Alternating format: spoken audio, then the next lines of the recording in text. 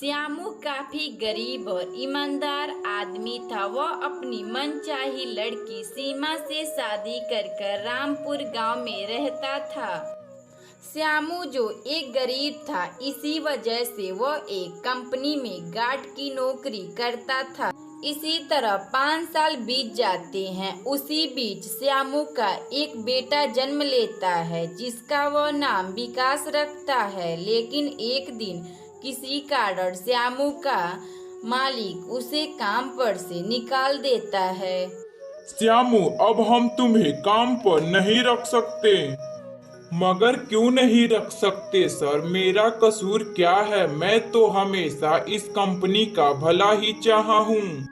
श्यामू, अब इस कंपनी का कोई सामान मार्केट में बिक नहीं रहा और मेरे पास उतने पैसे नहीं हैं कि मैं ज्यादा लोग कर्मचारी के तौर पर रख सकूं। बस मैं इसी वजह से सभी मजदूरों को काम पर से निकाल रहा हूं। सर, मैं तो इस कंपनी में पिछले 8 साल से काम कर रहा हूं। मुझे मत निकालिए सर। मगर वह कंपनी का मालिक श्यामू का एक नहीं सुनता। श्यामू को अपनी कंपनी में से निकाल देता है। श्यामू बिना कुछ सोचे हुए सीधा अपने घर आता है। सभी बात अपनी पत्नी सीमा को बताता है। सीमा, अब क्या होगा? मुझे मालिक ने काम पर से निकाल दिए हैं। मगर क्यों? आपको मालिक काम पर से क्यों निकाल दिए हैं? जरूर आपकी कोई गलती होगी। सीमा, मेरी कोई गलती नहीं है। दरअसल कंपनी का कोई भी सामान बाजार में बिक नहीं रहे। मालिक को हम जैसे कर्मचारियों को पैसे देने में बहुत दिक्कतें आ रही थी। इसी वजह से मालिक बहुत से मजदूरों को काम पर से निकाल दिए। अजी, ये तो बहुत बुरा हुआ। अब हम लोगों का घर कैसे चलेगा? इसी तरह एक हफ्ते गुजर जाते हैं। एक दिन श्यामू बाहर से घूमकर आ रहा होता है तो उसे एक छोटा सा पौधा दिखाई देता है। अरे, यह कितना प्यारा और नन्हा सा पौधा है। मगर यह किस चीज का पौधा होगा? चलो इसे घर ले चलता हूँ। जब यह बड़ा हो जाएगा तो इसे बेचकर ढेर सारा पैसा कमाऊंगा। श्यामू उस पौधे को लेकर अपने घर आता है और अपने घर के बाहर लगा देता है। इसी तरह 1 महीने गुजर जाते हैं। जब श्यामू की पत्नी बाहर देखती है कि उसका पौधा काफी बड़ा हो चुका है। वह कोई ऐसा वैसा पौधा नहीं था, वह एक बांस का पौधा था। सीमा यह सब देखकर अपने पति श्यामू को आवाज देकर बुलाती है। अजी, सुनते हैं? यहाँ आइए, अपना पौधा काफी बड़ा हो चुका है। श्यामू अपनी पत्नी का बात सुनकर वह वहाँ आता है और बांस का पेड़ देखकर भयभीत हो जाता है। तभी उसकी पत्नी सीमा बोलती है। अजी, सुनते हैं जी? मैं तो कह रही हूँ कि इन बांसों का पकौड़िया बेचे, यह खूब बिकेगा। यह कैसी बातें बोल रही हो सीमा? भला बांस का पकौड़ी कौन खाएगा? सब खाएंगे जी। आप बस पूरे गांव में खबर फैला दीजिए कि हमारे यहाँ बांस का भी पकौड़ी बेचा जा रहा है। वह खाने में बहुत ही स्वादिष्ट लगेंगे। अगली सुबह श्यामू यह बात पूरे गांव में फैला देता है कि बांस के भी पकौड़ी हमारे ठेले पर मिलेंगे। सभी गांव वाले यह सोच में पड़ गए कि भला बांस का भी पकौड़ी कौन बनाएगा। अगली सुबह श्यामू अपनी पत्नी सीमा के साथ मिलकर बांस का पकौड़िया बनाना शुरू कर देता है। उन दोनों पति पत्नी को इस तरह बांस का पकौड़िया बनाता 2 दोस्त देख लेते हैं। महेश, यह देखो, अब बांस के भी पकौड़ियाँ बनने लगे। हाँ भाई गणेश, क्या यह बांस के भी पकौड़ियाँ सामान्य पकौड़ियों की तरह होगा जो खाने में काफी स्वादिष्ट लगते हैं? हाँ भाई महेश, चलो इस बार बांस के भी पकौड़ियों को खाकर देखते हैं। फिर वह दोनों दोस्त सीमा और श्यामू की दुकान पर बांस के पकौड़िया खाने जाते हैं। तभी उन दोनों दोस्त में से एक आदमी बोलता है। अरे भाई श्यामू, जरा 20 का बांस का पकौड़िया बना कर देना। श्यामू फिर अपनी दुकान पर से बांस के पकौड़ियाँ बनाकर उन दोनों दोस्त को दे देता है। वह लोग पकौड़ियाँ खाकर श्यामू से बोलते हैं, अरे वाह वाह, क्या पकौड़ियाँ है, खाने में तो मजा आ गया, क्यों भाई गणेश? हाँ महेश, यह बाकी पकौड़ियों से भी स्वादिष्ट है। सभी पकौड़ियाँ में इतने मजा कहाँ जहाँ बांस के पकौड़ियों में है। वैसे श्यामू, तुम्हारे कितने पैसे हुए? बस 20 रुपए हुए। फिर वह दोनों दोस्त श्यामू को पैसे देकर वहां से चले जाते हैं। वह दोनों दोस्त बांस के पकौड़ियों का स्वाद पूरे गांव में बताते हैं। अरे हरिया, तुम्हें पता है कि श्यामू की दुकान पर बांस के भी पकौड़ी बनाए जा रहे हैं, वह काफी स्वादिष्ट हैं। अरे क्या बोल रहे हो गणेश, भला बांस के भी पकौड़ी बनाए जाते हैं? हाँ हरिया, श्यामू की दुकान पर बांस के भी पकौड़ी बनाए जाते हैं, वह खाने में बहुत ही मजा आता है। फिर हरिया गणेश का बात सुनकर श्यामू की दुकान पर पकौड़ियाँ खाने जाता है। हरिया श्यामू से बोलता है, श्यामू भाई, तुम्हारे बांस के पकौड़िया पूरे गांव में चर्चित है, मुझे भी जरा एक प्लेट बांस के पकौड़ी खिलाओ। श्यामू अपनी बांस की पकौड़ी बनाकर हरिया को भी देता है। हरिया बांस का पकौड़ी खाकर श्यामू से बोलता है, श्यामू भाई, यह कितना स्वादिष्ट बांस के पकौड़ी हैं, खाने में तो बहुत ही स्वादिष्ट लग रहे हैं। मैं कल श्यामू भाई अपनी पत्नी मिनीता के साथ तुम्हारे पकौड़ियाँ खाने आऊंगा। हरिया श्यामू को पैसे देकर वहां से चला जाता है। दिन प्रतिदिन श्यामू का बांस की पकौड़ियाँ पूरे गांव में फेमस हो चुके थे। बांस की पकौड़ियाँ खाने में बहुत ही स्वादिष्ट थे।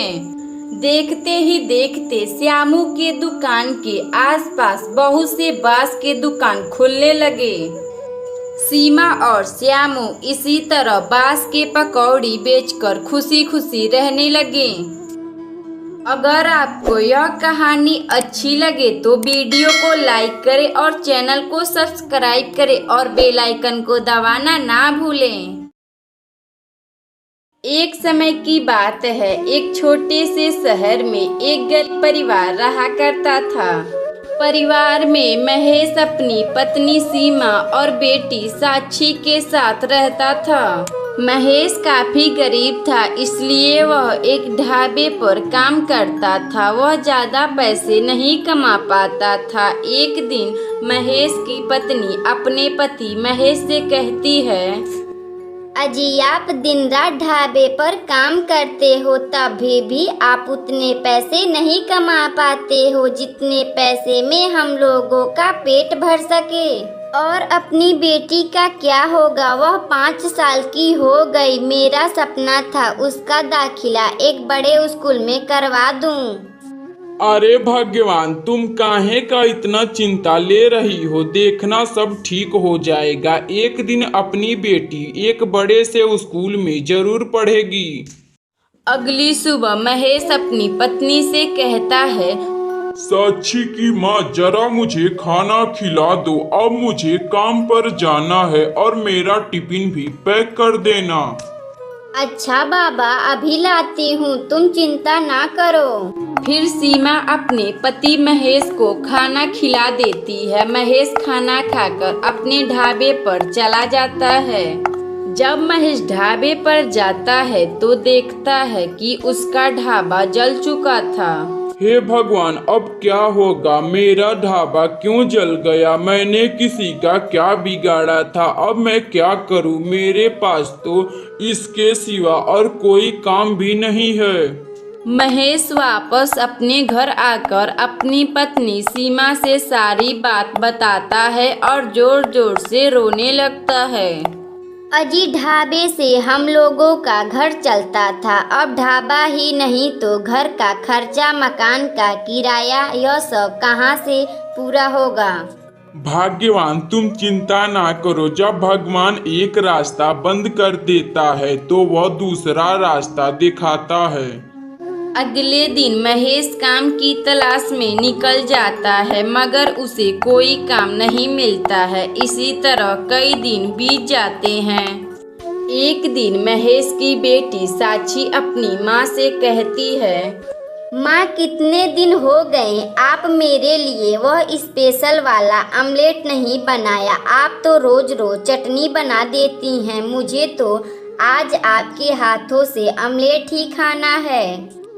सीमा यह सब बात सुनकर मन ही मन सोचती है, हे भगवान, मेरी फूल सी बच्ची को कैसे दिन देखने पड़ रहे हैं और घर में बचा खुचा पैसे भी खत्म हो गए हैं। ना जाने कब मेरे पति महेश को कोई अच्छा सा काम मिल जाएगा और यह सब मुसीबत खत्म हो जाए। फिर उसी समय सीमा अंडे लाने चली जाती है और बढ़िया सा ऑमलेट बनाकर अपनी बेटी साक्षी को दे देती है।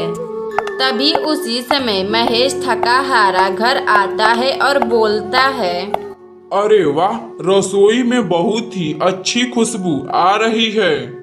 ऑमलेट बनाई हूँ, हाथ मुंह धोकर आइए आप भी थोड़ा सा खा लीजिए। महेश अपनी पत्नी सीमा के हाथों का ऑमलेट खाकर बोलता है, असली स्वाद तो तुम्हारे हाथों में है। इतनी बढ़िया ऑमलेट बनाई हो कि मैं अपनी अंगुलियां चाटता ही रह जाऊं। अजी, आप पहले ये बताइए कि आपको कोई काम मिला कि नहीं। बिना काम के यह घर कैसे चलेगा।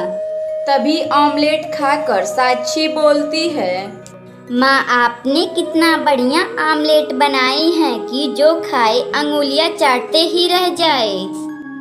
तभी उसी बात पर सीमा अपने पति महेश से कहती है, अजी, क्यों ना हम लोग घर के बाहर एक ऑमलेट बनाने का ठेला लगाएं। अब हम लोग कब तक हाथ पर हाथ धरकर ऐसे बैठे रहेंगे। बात तो तुमने सीमा एकदम सही कही हो, मगर सीमा तुम यहाँ के लोगों को जानती हो ना। अजी, हम अपने घर के आगे ठेला लगाएंगे। जिसको बोलना है वह बोले, हमसे उसे क्या लेना। अगले दिन फिर सीमा एक ऑमलेट का ठेला लगा लेती है। जैसे ही सीमा अपना ऑमलेट बनाना शुरू करती है, तभी वहाँ राहुल और अखिलेश नाम के दो दोस्त आ जाते हैं ठेले के सामने और बोलते हैं, अरे वाह सीमा भाभी, आपके ठेले से तो कितनी बढ़िया खुशबू आ रही है। हाँ भाई राहुल, सोच मगर इतनी अच्छी ऑमलेट में से खुशबू आ रही है तो खाने में कितना अच्छा होगा। भाभी जल्दी से हम दोनों के लिए एक एक प्लेट ऑमलेट बना दीजिए। फिर सीमा अपने हाथों से ऑमलेट बनाकर राहुल और अखिलेश को खिला देती है। खाने के बाद अखिलेश कहता है, आपके हाथों का ऑमलेट खाकर तो मजा ही आ गया। मन कर रहा है एक दो प्लेट और खा लूं। देखते ही देखते सीमा की दुकान पर ऑमलेट खाने की संख्या बढ़ती ही जा रही थी। तभी एक दिन पड़ोस की सरला भाभी आती हैं। छी छी, सीमा भाभी, आप यह क्या कर रही हैं। आप हमारे घर के सामने अंडा ऑमलेट बेच रही हैं। जल्दी आप यहाँ से अपना ठेला हटाइए। सरला भाभी, आपको मैं बताती हूँ, अब मैं हमेशा यहाँ अपना ठेला लगाऊंगी। जिसको कुछ करना है वह कर ले। फिर सरला भाभी वहाँ से चली जाती हैं गुस्से में और अपने घर आकर सीमा का ठेला उठवाने के लिए सोचने लगती हैं, मगर वह कुछ नहीं कर सकती। एक दिन महेश अपनी पत्नी सीमा से कहता है, सीमा, तुम्हें पता है कि तुम कहती थी कि मेरी बेटी एक बड़े से स्कूल में पढ़े। अब मैं इसका शहर के बड़े स्कूल में दाखिला करवाऊंगा। अगले दिन महेश अपनी बेटी साक्षी का दाखिला शहर के बड़े स्कूल में करवाता है। इस तरह वह अंडा ऑमलेट बेचकर खुशी खुशी रहने लगते हैं। अगर आपको यह कहानी अच्छी लगे तो वीडियो को लाइक करें और चैनल को सब्सक्राइब करें और बेल आइकन को दबाना ना भूलें।